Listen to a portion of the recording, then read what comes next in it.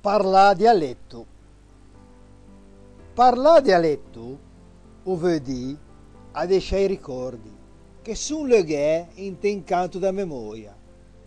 Vuol dire incontrare di amici in po' tempo che come me conoscono tutta la storia.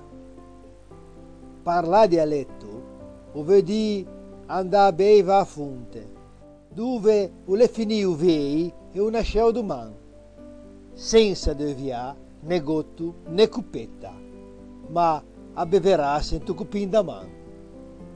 Allora, si arve davanti in barconetto e mi rivedo in mesa di figlio, in tipo poco più di un garsonetto, qua de Mohamed dentro il cuore.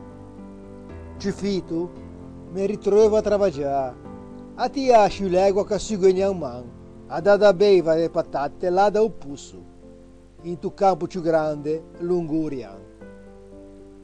Al tempo da vendemmia, un amico a pesta luga nostra e di vicino. In scegre, sotto la soffitta, sempre cigo, voleva proprio un travaggio di belin.